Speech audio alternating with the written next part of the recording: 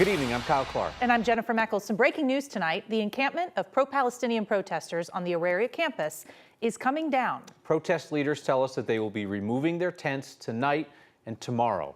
They're calling their 3-week encampment a success. It partially met one of their goals. Protesters say that MSU Denver, one of the 3 colleges on the campus, disclosed its financial investments to them. Protesters did not achieve their other goals, getting all 3 colleges to divest from companies connected to Israel and the U.S. military, a condemnation of Israel, and amnesty for protesters who were arrested. Earlier today, campus leaders said that they were going to lock up the buildings on campus tonight until further notice, have students and staff learn and work remotely. In fact, all on-campus events at Auraria have been canceled until further notice. Over at the University of Denver, the pro-Palestinian protesters have now been camped out a little more than a week. Now a group of Jewish students say they're going to take their safety into their own hands. This group of more than a dozen students told me they feel unsafe and unwelcome on campus right now, so they're going to organize what they call Jews for DU, pairing up students to walk together through campus, documenting any anti-Semitic and other offensive comments, even sharing donated protection items like flashlights and pepper spray. There's a huge frustration among a lot of us Jewish students, and we feel a bit abandoned by the administration. We don't feel protected by campus security. So our goal is to come together and kind of be that safety and security for each other and step up and keep ourselves safe. Now, these students say while they're nervous things could escalate, they've mostly dealt with verbal comments, not physical threats. A lot of classes at DU run through June, so the students expect protesters to stay for several more weeks.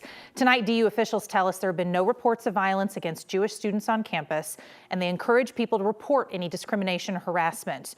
Campus leaders at DU have had several meetings with protesters, counter-protesters, and even met today with members of DU's Jewish community.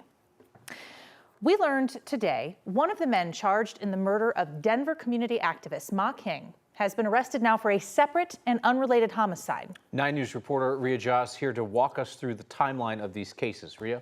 Right, this man has already been in custody for almost 2 years, but the charges he faces today are in connection with a fatal shooting in Aurora 2 months before the murder of Ma King. Lou Ray is now facing charges of first-degree murder in the deaths of 2 people shot and killed in the summer of 2022. Aurora police released new information about the death of 44-year-old Ricardo Ryans. On May 30th, 2022, Ryans was found in an alley in northwest Aurora with multiple gunshot wounds. Ryans' case went unsolved. Then 2 months later, a Denver community activist was murdered. Ma and her children were coming back from their restaurant, and a stray bullet from a public park, New Freedom Park, came across the street and hit her and eventually killed her. The death of Ma King in July 2022 shook her community. The whole community is devastated. King's case also unsolved until August of that year. First of all, thank you all for being here today as we announce the arrest related to the murder of 42-year-old Ma King. They were associated with the neighborhood, and we do believe there's gang affiliation. Police charged 4 people in the murder of Ma King, including Lou Ray. They just indiscriminately fired over 3 dozen rounds in that direction. It's a residential area. It's extremely tragic and senseless that the result is the death of Ma. After spending nearly 2 years in custody for the murder of Ma King, Aurora PD has now charged Lou Ray for the murder of Ricardo Ryan, 2 homicides in 1 summer. Lou Ray is scheduled to go to trial in August for Ma King's murder. Today I spoke with King's son, John Win Oo. He said he didn't want to speculate on Lou Ray's other cases and what could have happened. Now all he thinks about is getting justice. Ria Jha, 9 News.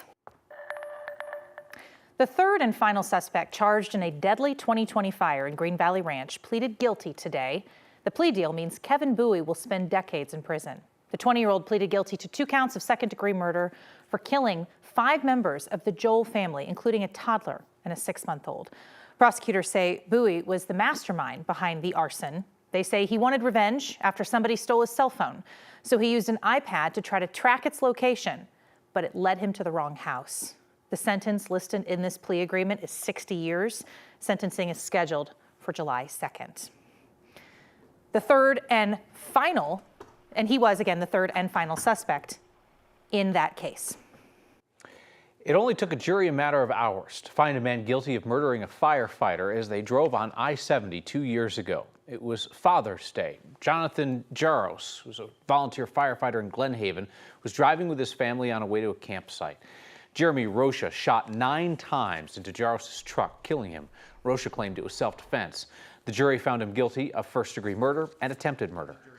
There's a deep sense today of relief, a deep sense of justice being done, but also a deep sense of loss for Jonathan, and if I may, even a sense of sadness that another life is and another family is impacted. Rocha's sentencing is set for Thursday. He faces life in prison. Denver's DA has not dismissed a murder charge against a man named Stefan Long, despite very public pleas from his family and friends. Long is accused of shooting and killing 2 men along I-25 last year. Court records show that Long told investigators that Damon and Blake Lewis pulled up next to him on the highway, yelled at him, then attacked him. He told 9 News he was scared for his life, so he shot the men and drove away. After public pressure, Denver's Democratic DA Beth McCann dropped one murder charge without explaining why, but left the other. Long's family and friends held a rally yesterday, taking a stack of letters to the DA asking her to drop that second murder charge. That did not happen. At a court hearing today, a trial date was set for November. It was a warm day across the metro area. Some folks turned into Clear Creek to get a little cool off. It was Denver's warmest day so far this year. Temperatures at DIA reached 81 degrees. The warmest day since October 21st last year, when we reached 82. Lauren?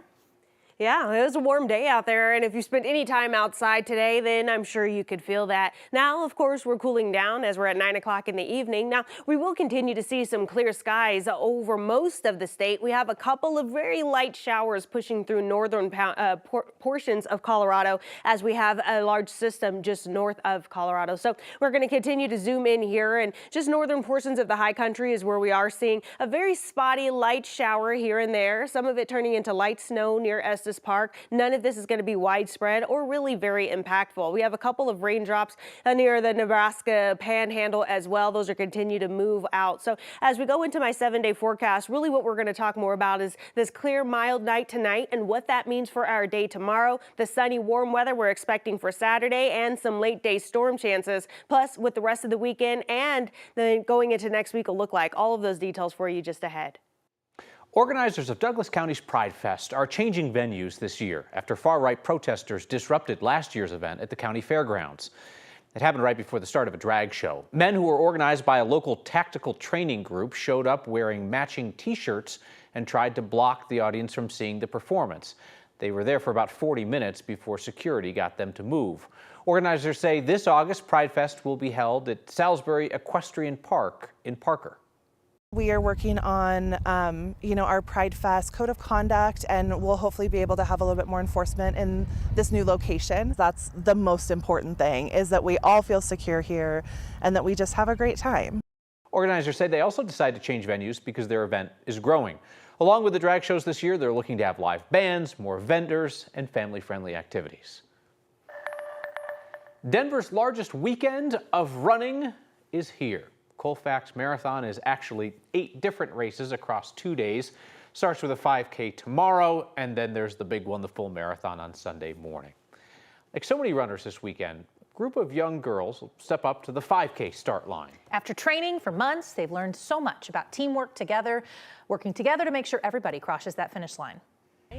And we might like different things, and we encourage and we empower each other, and we are who remembers the word sparklers, do star sparklers, star sparklers. Warm-ups look a little different at these training sessions. 1, 2. Every runner here Girls on a Run is so much more than a running program. is growing much more than their running skills. I'm not a runner. I can't do this. How can I change that into positive self-talk? We have a curriculum that really works on social and emotional development, but we bring running and physical activity into all of our lessons. Saturday morning, thousands of girls on the Run of the Rockies will run a 5K together. It is really fun. I'm excited for Saturday. It's gonna be a blast. Do you want anything else? Or are you good? All righty. There you go, girl. Rock and roll. And 11-year-old Natalia will join her team on the start line. Kind of nervous and excited. Her 4th time now racing with Girls on the Run. You paint your hair and do paint your hair? Yeah. What? And like you do a lot of like different and cool activities before the race. The program and curriculum really works for all girls, and Natalia is a great example of that. Natalia uses a wheelchair to get around, and she is able to participate with her team and in the final 5K with her team on Saturday. I would love to give an energy award to our birthday girl. Woo! This group celebrates milestones together, from Natalia's 11th birthday to the big race, marking the end of this Girls on the Run season. One of the things we do really focus on is that there are things that make us different, unique. That's our star power. But then there's also things that we have in common, and that's what brings us together. Girls on the Run, strong like a now. Now, real quick, wait. On Saturday, the traditional Colfax race starts at 9 a.m. That's the 5K. Then the Girls on the Run of the Rockies 5K goes right after at 10:30. They have about 2,000 kids signed up for that so far, plus their families.